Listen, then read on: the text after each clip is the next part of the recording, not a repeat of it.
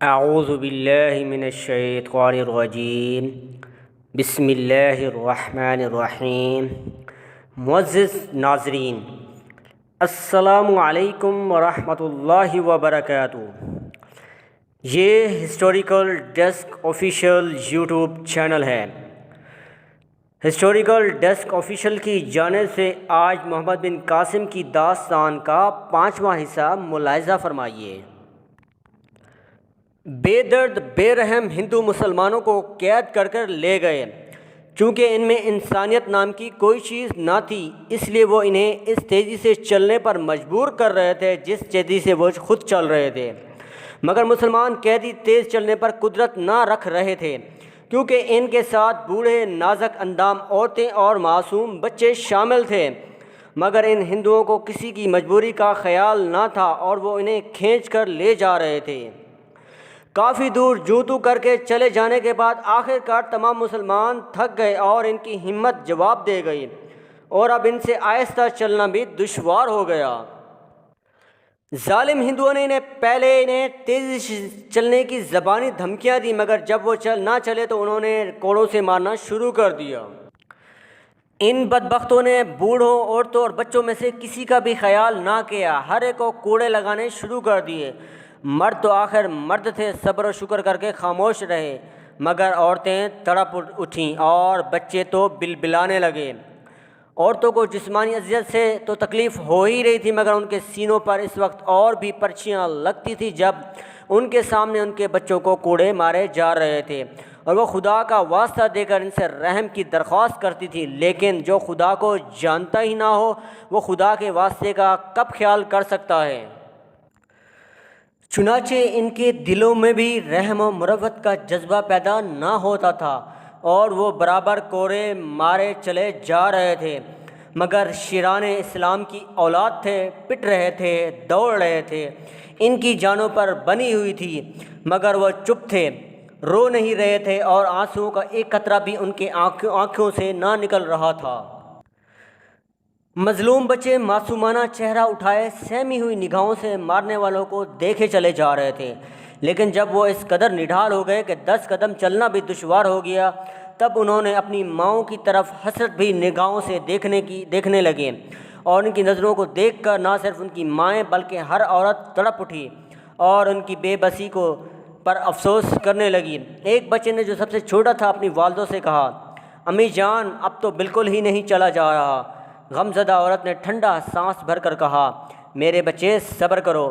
معصوم بچے نے بھولے پن سے دریافت کیا، امی جان، کیا ہمارا خدا ہمارے پٹنے کو دیکھ رہا ہے؟ عورت، ہاں دیکھ رہا ہے، اور ان سنگ دلوں سے انتقام لے گا۔ بچہ، لیکن وہ ہماری امداد کیوں نہیں کرتا؟ عورت، کرے گا، ابھی وہ ہمارا امتحان لے رہا ہے۔ بچے نے سینہ تانتے ہوئے کہا، بس تو ہم بھی امتحان دے رہے ہیں، دیکھیں اسے کب رحم آتا ہے۔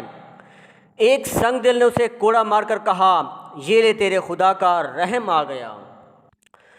غرض انتہائی سختیاں اور صعوبتیں اٹھانے کے بعد یہ لوگ ایک قلعے کے قریب پہنچے۔ قلعہ نہایت مضبوط، بلند و وسیع تھا۔ اس کی سرفلک فسیل دیکھ کر ہیبت طاری ہوتی تھی۔ ایک مندر جو شاید بہت ہی بلندی پر بنا تھا، فسیل سے اونچا اٹھا ہوا چمک رہا تھا۔ مندر کے قریب ایک گنبد تھا، اور وہ بھی مندر ہی کے برابر اونچا تھا۔ یہ قلعہ دیبل تھا اور سمندر کے قریب ہی واقع تھا۔ قیدی اس مندر اور قلعے کو دیکھ کر نہایت غمزدہ ہوئے، اور وہ ہندوستان کو قبرستان کہتے تھے۔ ان کو علم تھا کہ اہل ہندو ایک خدا کو چھوڑ کر دیوتاؤں کی پرستش کرتے ہیں۔ جس وقت یہ لوگ قلعے کے دروازے کے قریب پہنچے تو انہوں نے قلعے کے اندر سے ایک شاندار رتھ کو نکلتے ہوئے دیکھا۔ اس میں 8 گھوڑے جتے ہوئے تھے، اور ان 8 گھوڑوں پر 8 آدمی سوار تھے، جو قریب قریب برہنہ تھے، صرف گھٹنوں تک نیچے دھوتیاں کیے ہوئے تھے۔ ان کے سر ننگے تھے، اور ان کے سر کے بال اس قدر لمبے تھے کہ کانوں سے نیچے تک جھکے ہوئے تھے۔ داڑھیاں صفا چٹ تھیں، البتہ مونچھیں لمبی لمبی اس قدر چوڑی تھیں کہ ان سے سارے جسم کو ڈھک لیا گیا تھا۔ ہاتھوں پر برچھے لیے گھوڑوں پر سوار بیٹھے تھے۔ رتھ کے چاروں طرف متعدد سوار تھے، وہ چاندی کے بلم اٹھائے ہوئے تھے، وہ بھی تقریباً برہنہ تھے۔ ان کی صورتیں بھی ویسی ہی تھی جیسے رتھ کے گھوڑوں کے سوار کی تھیں۔ رتھ کے اندر نوجوان عمر شخص بیٹھا تھا۔ اس کی عمر زیادہ سے زیادہ 40 سال کی ہوگی۔ وہ بھی ریشم کی دھوتی باندھے ہوئے تھا اور اپنے ننگے جسم کو چھپانے کے لیے سچے موتیوں جوہرات کے ہار اس قدر پہنے ہوئے تھے کہ گلے سے ناف تک کا تمام حصہ اس نے ڈھکا ہوا تھا۔ سر پر تاج پہنا تھا، تاج پر کلگی لگی تھی، کلگی پر ہما کے پر لگے ہوئے تھے۔ یہی شخص راجہ داہر تھا۔ ایک طرح سے یہ راجپوت تھا اور ایک طرح سے برہمن ذات تھا۔ داہر کی سواری قلعے سے نکلتے ہوئے دیکھتے ہی تمام وہ سپاہی جو مسلمانوں کو کھینچے لا رہے تھے زمین پر سجدے میں گر گئے اور ان داتان کی جے، مہاراج کی جے کے نعرے لگانے لگے۔ راجہ زرنگا مسند پر تکیے کا سہارا لیے پڑا تھا۔ ان آوازوں کو سن کر اٹھ کر بیٹھ گیا اور رت سے باہر جھانک کر دیکھنے لگا۔ جب اس کی نظر مسلمانوں کے اوپر پڑی تو کچھ حیران سا ہو گیا۔ اب وہ لوگ جو اسے سلام کرنے کے لیے سجدے میں گر گئے تھے اٹھے۔ داہر نے ان سے دریافت کیا، یہ لوگ کون ہیں؟ ان سپاہیوں کے سردار نے آگے بڑھ کر ہاتھ جوڑتے ہوئے کہا، ان داتا یہ مسلمان ہیں۔ داہر کچھ نشے میں متوالا سا ہو رہا تھا۔ اس نے کہا، ان کو آسمان پر دے پٹکو۔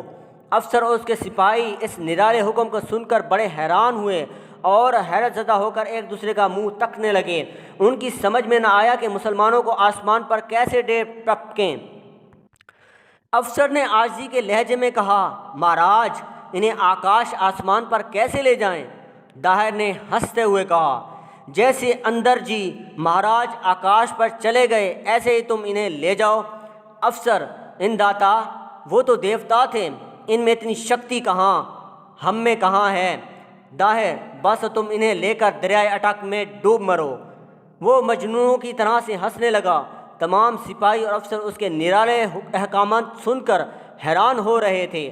آخر داہر نے کہا، اچھا اب انہیں تہہ خانے میں بند کر دو۔ افسر نے کہا، لیکن ان داتا ان میں ایک اپسرا پری ہے۔ داہر اپسرا کا نام سنتے ہی چونک پڑا۔ اس نے کہا، کہاں ہے اپسرا؟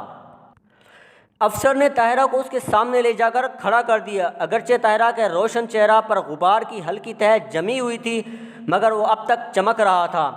داہر نے اسے غور سے دیکھ کر کہا، ہاں یہ اپسرا ہے اور اسے رتھ میں سوار کرا دو۔ افسر نے سپاہیوں کو اشارہ کیا، وہ اس ہرش کو ارتھ میں سوار کرانے لگے۔